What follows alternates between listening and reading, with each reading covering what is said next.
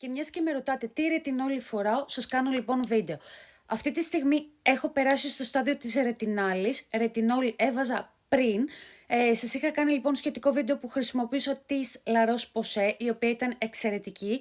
Όμως έχω περάσει στο στάδιο της ρετινάλης πλέον. Έχω αφήσει τη ρετινόλη και έχω περάσει στη ρετινάλη. Έχει διαφορά η ρετινόλη με τη ρετινάλη. Η ρετινάλη είναι 10 φορές νομίζω πιο δυνατή από την ρετινόλη. Όμως, προσοχή, θα πρέπει να ξεκινήσετε πρώτα με ρετινόλη, δηλαδή αν είστε αρχάριες, δεν έχετε ξαναβάλει ποτέ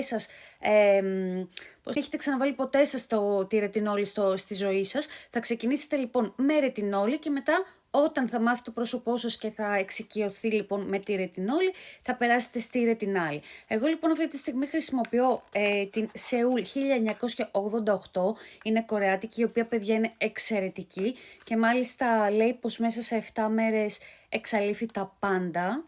Και φοράω και αυτήν εδώ, η οποία είναι η 101A Game.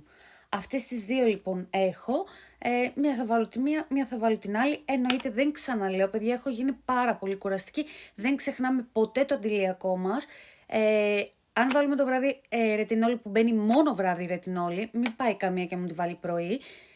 Το πρωί θα σηκωθούμε, θα πλύνουμε το πρόσωπό μας και εννοείται θα βάλουμε αντιλιακό. Ό,τι άλλη απορία έχετε μου γράφετε και σας απαντώ κάτω από τα σχόλια. Θα τα πούμε σε ένα επόμενο βίντεο. Φιλάκια πολλά. Bye!